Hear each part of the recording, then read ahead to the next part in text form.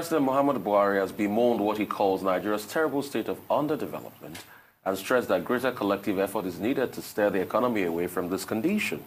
The president made those remarks on Tuesday while he held a virtual meeting with members of the Presidential Economic Advisory Council. According to him, we are a country characterized by a large population of poor people, serious infrastructure deficit, a lack of housing, and a vulnerable economy now haunted by the COVID-19 pandemic and the collapse of the oil sector and its effect on the gross domestic product. During their session, the council, led by Professor Doyin Salami, commended the administration for implementing several of its recommendations. Professor Salami added that more is needed to be done to increase efficiency, coordination, and accountability among ministries, departments, and agencies. The council advised the existing institutional and administrative structures should be used while implementing the 2.3 trillion naira stimulus plan, and the attention should be paid to sources of funding in order to avoid inflation. Other members of the council are Mohammed Sagagi, Chukuma Soludo, Odeojewu, Shehu Yahaya, Iyabo Masha, Bismarck Rewani, and Mohammed Salisu. This is very apt for the season, and what the president said is in line with reality. It's meeting reality. A growing number of poor people in the country, growing number of unemployed people, even scarier numbers for underemployment in the country, vis-a-vis COVID-19, vis-a-vis the oil gluts. How much can Nigeria take, Tundun? It was quite a grim outlook that the president painted, as you said, honest of him, but a cause of some despair, quite frankly, to hear the president break it down into how bleak the situation is for Nigeria. The silver linings that I could glean from that were the fact that the Presidential Economic Advisory Council did say that the president tends to accept most of their recommendations, which, if you recall, when that council was inaugurated, some of us even on this show wondered if he would. So that's good, that he's taking professional advice that the best experts that the country has to offer. And there's also the Economic Sustainability Plan that you recall was launched by the Vice President. That was referred to, and that is to be implemented, hopefully, within the next 12 months.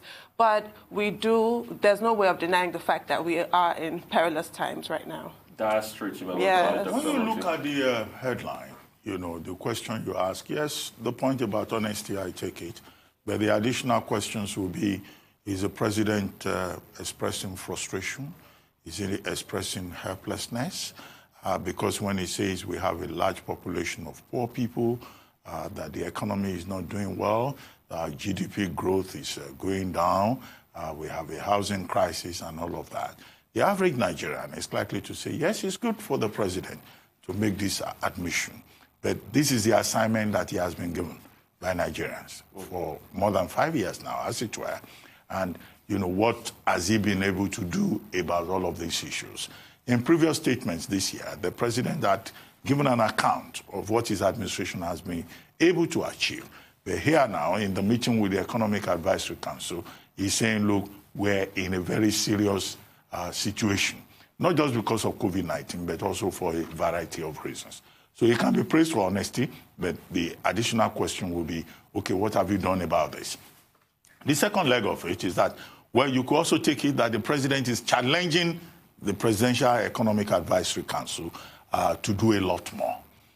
There was a statement issued by Femi Adesina saying that, was it Garuba Shehu, that the Presidential Economic Advisory Council has confronted has presented before the government tough choices to be made. And perhaps I think that in the context of COVID-19, indeed, tough choices would need to be made.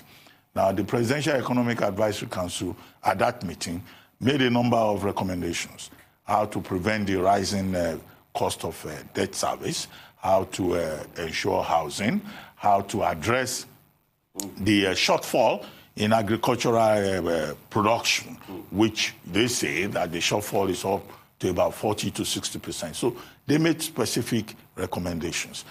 But the more serious recommendation that they made was their expression of concern about coordination, about collaboration among ministries, departments, and agencies of government, and also setting the right priorities and the right targets and getting the time limits right in terms of how we go forward. So these are serious recommendations that have been made, and I hope that apart from the president expressing confidence in the Economic Advisory Council and showing that indeed he's keeping to his promise to directly engage that Economic Advisory Council, because we have had the Rewani on this program, and we have had to ask him, look, have you people been interfacing with the president? No, this has put paid to that suspicion that the president is not engaging them on a regular basis. But how about the ministries, departments, and agencies of government that are supposed to implement some of those recommendations? I think the president should look more in that direction to make sure that these ideas are translated into action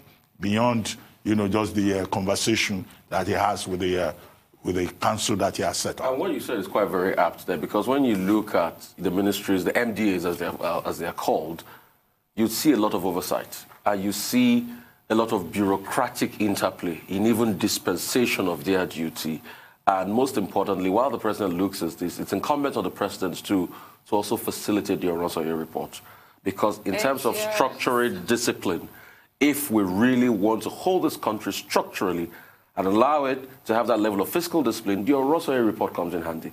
So how quick... It was mentioned there. Yeah. It's been 8 years in the making. We need to go how quickly we can facilitate? Because when you look at it, you should know better as regards this. There's a lot of drudgery in government. Well, the Oronsaye report, and the white paper on it was prepared by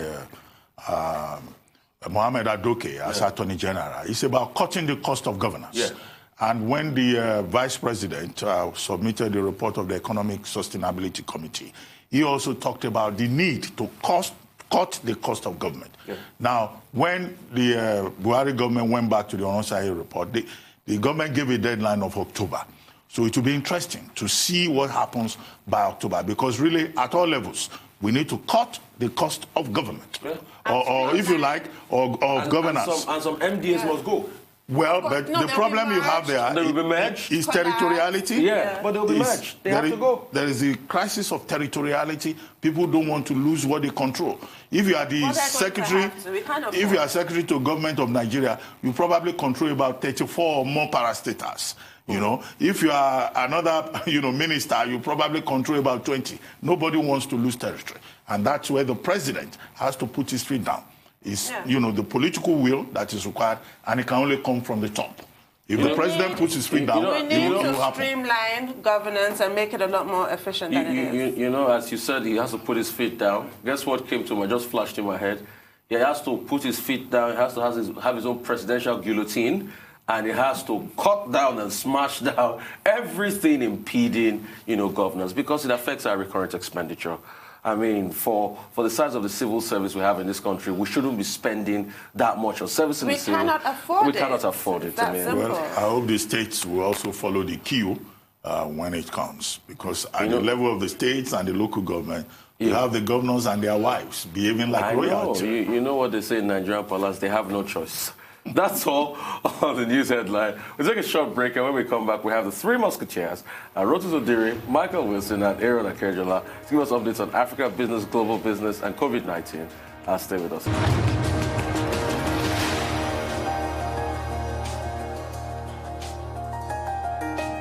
Welcome back to the Morning Show here on Arise News. Now, ever dependable Rotus Odiri joins us to give us Africa business update. Good morning, Rotus. Good morning, Doctor. Good morning, Tundun, and good morning, Rufai. We begin with, of course, Nigeria. President Buhari's flagging off of the Ajaokuta-Kaduna-Kano pipeline. Yesterday evening, on the Arise interview, we had the senior special advisor to the president on public affairs, Odiri Ngalali, and it was a very good informative interview where he spoke at length about the plans that the president had with regards to the pipeline and what is in store for the country. So lots of optimistic growth to look forward to. I do encourage our viewers again to subscribe to the YouTube page of Arise TV to check out all our very, very informative content there. So, with regards to the pipeline, there's a lot of details that we have. I know you have a guest later on. They're going to really get into it, but we can just look at a few details with regards to what is to expect. This is the biggest gas pipeline project in the country that's been flagged off by the president. Of course, it was virtual. It was in Aso Rock, and it was being flagged off simultaneously in Ajaokuta and in Kaduna as well. And with regard to the details, $2.8 billion. It's a 614-kilometer pipeline. And with regards to what we're going to be looking at, we need to put that up on our screen here for our viewers. We take a look at some of the details. Yeah. So cost is $2.8 billion. It's phase 1 of the Trans-Nigeria Gas Pipeline project. Of course, it's also part of the Nigeria Gas Master Plan, which was approved back in 2008. Supposed to transport about 3,500 million standard cubic feet of gas and hopefully extend to North Africa. Mr. Ngalale was also talking about how perhaps we can export some of this gas to Europe. And it's also going to assist in the industrialization of a number of industries around the country that require gas. Yesterday, you all three had a very extensive conversation on the power tariffs that were supposed to be increased today, but were delayed, and the cost implications. So there's also a power angle to this, in that with what the pipeline is supposed to bring to the nation, power generation is also be part of that conversation as well. Now, this is in 3 phases, so we'll take a look at those 3 phases of the pipeline project. First of all, we're going to start from Ajaokuta to Abuja, and that's going to be about $855 million with regards to that section of the pipeline. There's 2 other phases after that. We'll get that up on our screen for our viewers to take a look at. But over the course of time, I believe this is about 24 months this is going to take. So there it is. So phase 1, 200 kilometers between Ajaokuta and Abuja, 855 million, as I just said. Phase 2, 193 kilometers between Abuja and Kaduna. That's an estimated cost of 835 million. And then phase 3, 221 kilometers between Kaduna and Kano at $1.2 billion. So you put all that together, you come out with the 614 kilometers and the estimated price tag of 2.8 billion. So, we're really optimistic about what this can do. Again, Nigeria is top 10, top 7 with regards to the amount of gas reserves that we sit on. So with this pipeline, which is supposed to extend around the country, there's lots to look forward to. So from Nigeria, we go to South Africa. South Africa has launched 5G technology in certain locations, not nationwide. Bloemfontein, Johannesburg, Cape Town, a number of areas. And this is encouraging because, look, South Africa is facing GDP for South Africa. Q1 GDP just came out yesterday. We looked at it on the Global Business Report with Boris, a Rise business analyst. It contracted by 2% on an annualized basis. South Africa is facing a whole host of issues. But what we're seeing here, what MTN has done, is that a recession is not the end of the world. This is still, we have to remind ourselves, the most industrialized economy in Africa. And you can look at the positives and what the country hopes to gain from 5G being deployed. They gave a lot of credit to the regulator for giving them the amount of spectrum in different bands that they would need to expand. They also have to convert some spectrum for 4G to 5G. But there's also a quote we have from, I love this man's name, Giovanni Chiarelli. He's the Chief Technology and Information Officer for MTN South Africa.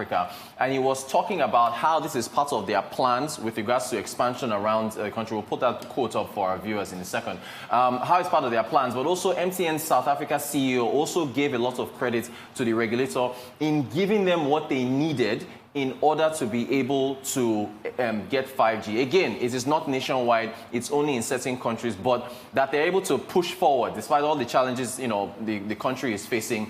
There are going to be benefits that South Africa is going to get from this. But again, it's just parts of Johannesburg, Cape Town, Bloemfontein, and a few other areas. So it is not nationwide, but it's still a step forward.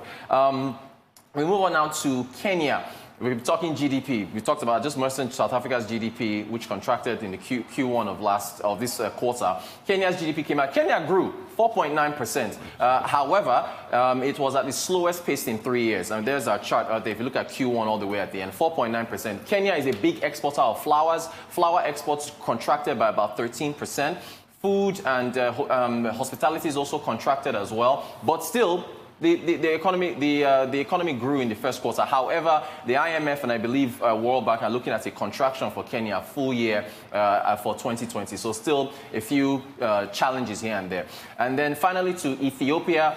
Ethiopian Airlines says that they're going to be in the black. They say they are going to be profitable when their fiscal year ends in about a week or so for July, their fiscal full year 2019. They attribute it to cargo sales, cargo traffic, not passenger sales. They're looking at losses in passenger traffic because airlines have been grounded.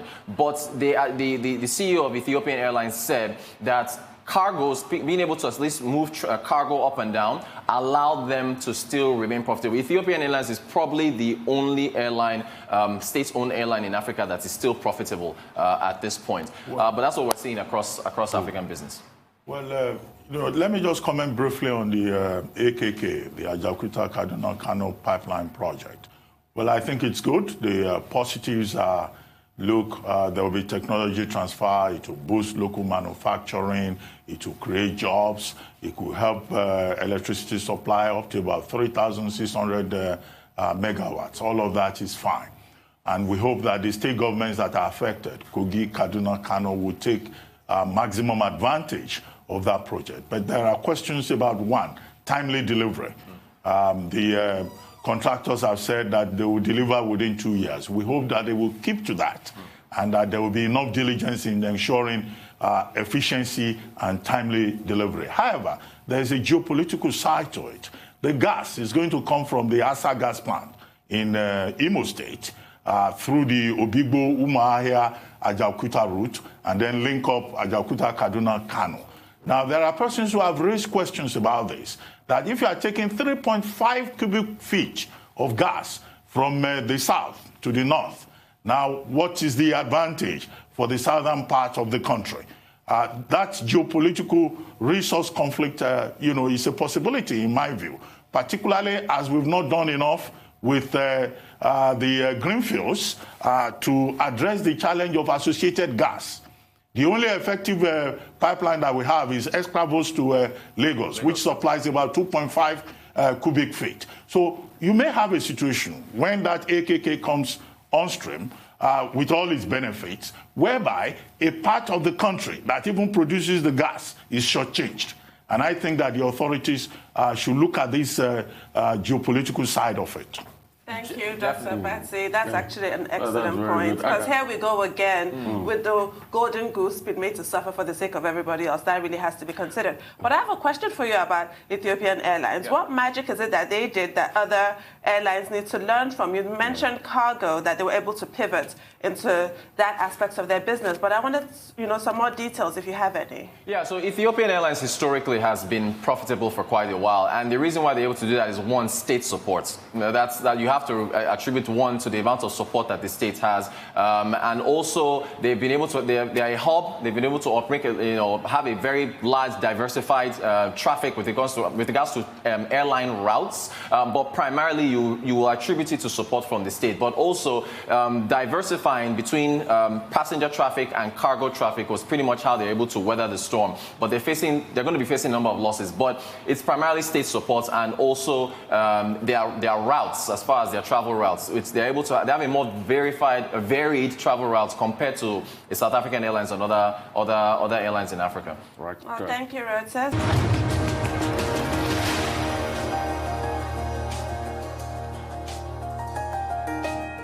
Welcome back to the Morning Show here on Arise News. Now we're going to be joined by Michael Wilson from London with a global business update. Good morning, Mr. Wilson. Good morning. China shares rallied this morning. They had a very good June factory data, which continues to underline the fact that the country is going through a quicker economic recovery than people had actually thought. The Shanghai Composite was up nearly 1%, reaching the 3,000 level for the first time since March the 6th. European stocks not doing too badly, actually, a rather mixed end to the quarter, but the best quarter since the financial crisis of 2008 in terms of rise. However, don't forget that it came from a very, very low base. As far as the Bank of England is concerned, here's one for you. The chief economist says Britain is rebounding faster and sooner, and the depth of the recession here is likely to be less bad than the bank feared. I think that's good news. I would point out a note of caution here that as far as forecasting is concerned these days, it's fairly futile. And I'll tell you why, because the Bank of England actually has a group of agents around the country who are supposed to report in with what various parts of the country actually have. So they do have a decent view of what's going on, and they were hugely mistaken when they came out with that forecast earlier on. So investors really caught in two minds at the moment. There's a continuing improvement, obviously, but it's offset by some caution and the prospect that, of course, a second wave, a big second wave, not a localized one, but a big second wave of the pandemic could push out any recovery well into next year. So that's how we're going into this third quarter of the year.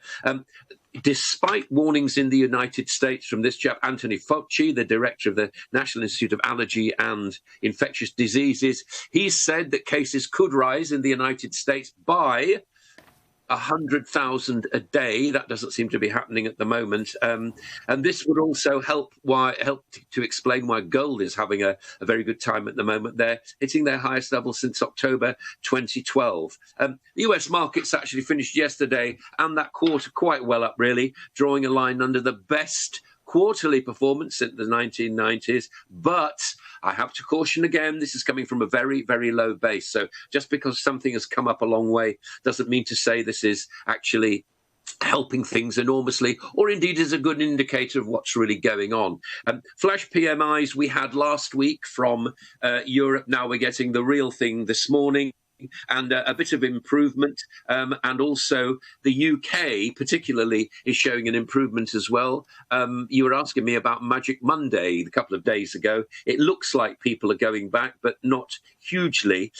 Now, later today, here's the big one. This is the publication of the latest Fed figure, the latest minutes from the Fed meeting. Now, as we know, we expect that they'll show that the chairman of the Fed, Jerome Powell, is fairly dovish about things. He's not underestimating the level of the problems in the United States, but he will have reiterated in that meeting, as we think we know now, that any help that the Fed can actually give, it will actually happen.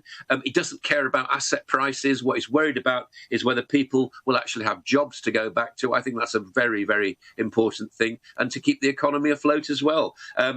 It's too early to draw any conclusions from the crisis, he will also have said. Now, in the UK, you will have heard Boris Johnson's bullish speech, or about it yesterday, about this new deal. It was the usual bullish performance. The usual kind of thing as well is that when you actually look at the substance of what was said, it's nothing like the one that was announced by President Roosevelt all those years ago, when he was trying to resurrect the US economy after the Great Depression. We're talking about a total spend of 1/4 of 1% of GDP, and not all of that, despite what the Prime Minister said, is actually new spending. A lot of it is rehashed announcements. This is him speaking. You can see the guy obviously likes a good turn of phrase, as you know. He's obviously a background in journalism. We're waiting as if between the flash of lightning and the thunderclap, with our hearts in our mouths, for the full economic reverberations to appear. Renewed worried about UK and EU trade talks, the usual kinds of things, the level playing field, the worries about financial services and so on. A big headline this morning here is maybe a threat to the City of London. I would ask the question, I'm not sure that many people actually care where the financial centre is, but the kids do, because they like to go up to nightclubs. And I can tell you, don't bother with downtown Frankfurt on a Friday night, because there's not a lot there. I know this of old. I wouldn't dream of going there at my present age, of course. Tourism. Europe actually wondering whether it's going to recover. Let me give you how big it is. So as far as Spain is concerned, tourism is 12% of GDP, and they've experienced a 98% fall in visitors. You touched on Ethiopian Airlines earlier on. Yeah, it's state aid. If you're not getting state aid, it's very, very tough for airlines right now. Airbus cutting 15,000 jobs, and they're just the people who make the things. And I did say yesterday as well that the day of the super jumbo looks to be completely numbered. Finally, commodities, oil rising not on OPEC. I keep saying this, it's about demand, it's about inventories, and there was a bit of a drawdown yesterday in the United States. Other commodities from turmeric to coffee, oilseeds, base and precious metals, all trading mixed. That is how, ladies and gentlemen, we are going into the third quarter of this year, and what a year it's been so far. Right, exciting prospect, Michael. Michael, I want to talk about Leicester and, the outlook on the British resurgence. I want to talk about Leicester. I also want to talk about Boris Johnson's New Deal, as he calls it, which Keir Starmer said just amounts to £100 per citizen. It's not a big deal at all, the New Deal. No, it isn't. As I said, it's probably amounts to, I don't know, the £100 a head, that may well be true. But I can tell you that in terms of the total, it's a very, very tiny amount. It's 1/4 of 1% of GDP, which, as far as I'm concerned, and I'm no accountant, is an accounting error, basically. It's about as big as that as far as the UK finances are concerned. It's nothing like the New Deal announced in the United States, but I would hazard to say that we're not facing anything like those kind of problems that were faced after the Great Depression. And if you take what the chief economist of the Bank of England is saying, is that maybe it will be a V-shaped recession, and maybe we're climbing out of it much more. In fact, most countries may be climbing out of it much quicker than people had actually thought. As far as Leicester's concerned, yes, I know people there will be very, very uncomfortable with what's going on. They came out. They came out and now they're actually back down in lockdown. But this is what we're going to have to get used to, local spikes. Well, thank you very much, Michael Wilson. We'll see you again tomorrow morning. Now for an update on the COVID-19 pandemic, we're joined by Aaron Akirejala. Good morning, Tundun. Good morning, Aaron. How are you doing today? Great, thank you. It's good to see you. Good morning, Doctor. Good morning, Aaron. Aaron the Baron.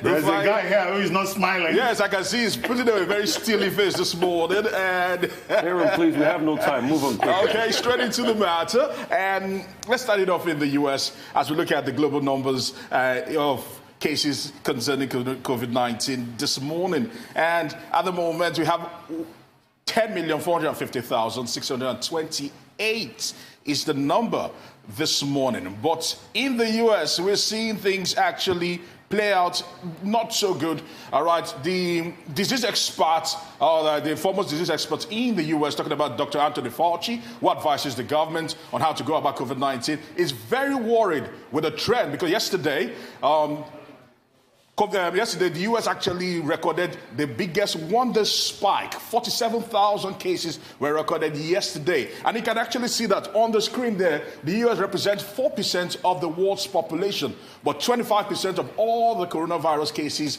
are in the U.S. And Dr. Anthony Fauci is saying the government and the way everyone in the U.S. are handling COVID-19, they're going about it in the wrong direction.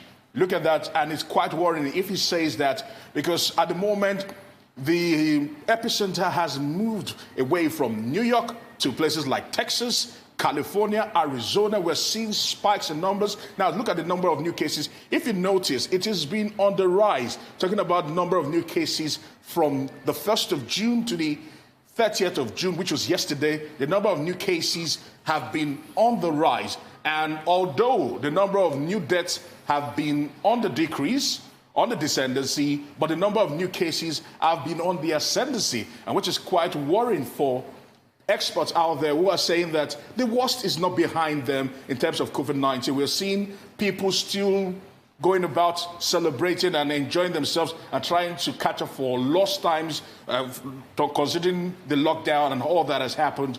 And at the moment, it's really sad that things are turning for the worse. And he's predicting that there might be a time in the U.S. in the near future whereby the cases might be up to 100,000.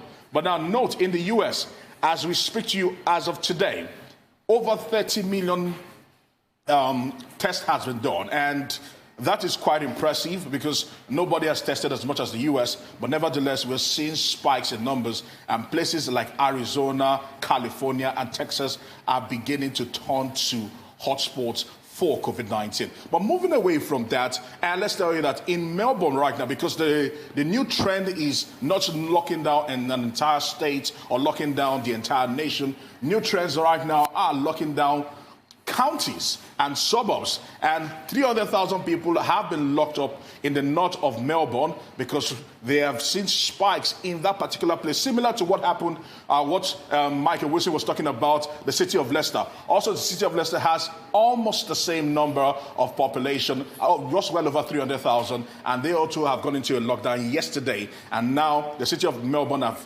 said later on today, that particular suburb north of Melbourne will go into lockdown today for the next 30 days in the bid to containing this virus. We're beginning to see spikes. We thought we had seen the best, or we had seen the height of it. We thought we had reached a peak, and by now we should start flattening the curve, but that is not happening at the moment. Places like Australia and New Zealand, who were celebrating very, very low numbers, are beginning to see things rise up. Now, still talking about COVID-19 and what is actually going on, let's tell you that in China, right now, the Chinese government are beginning to approve a vaccine that will be tested on the military, the People's Liberation Army, the largest army in the world by far. And the Chinese government has said that they have approved a particular COVID-19 vaccine, the Ad5-nCoV, to be used on these people. Now,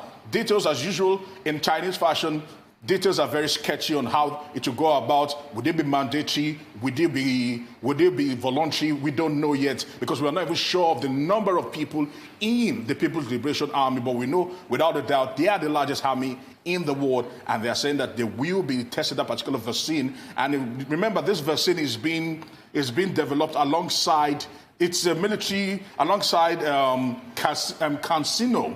CanSino biologists are leading this particular vaccine, and they are saying they've made a major breakthrough, understanding that they took the SARS, the development they made and the progress they made in the SARS vaccine to try to get themselves up and running with this particular one. Yes. Aaron, sorry to interrupt you. Quickly, I'd just like to make an observation. In the U.S., yes, Anthony Fauci is always on point. Yeah. And it's interesting to see that the scientists in the United States are not playing politics with COVID-19.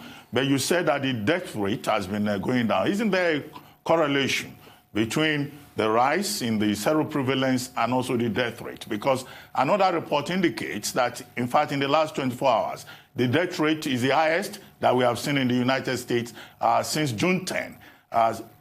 Up to June 10, up till now, the death rate has been 1,000 per day. But in the U.S., in the last 24 hours, we had 1,199. Yes, you're very right on that. But at the moment, compared to the beginning of June till the data that we got yesterday, hospitalization has been on the decline, and also the number of those that have died compared to the beginning of June has been on the decline. By that particular graph we actually brought out there, it actually shows that it is actually going down as against the number of cases going up. And that maybe these were the statistics that President Donald Trump saw and was going about saying that he wants to reduce testing. Just maybe it might give a gloss on the figures and what is happening in the U.S. But at the moment, anyway, we're still doing quite a lot of testing in the U.S. Thank you, Aaron.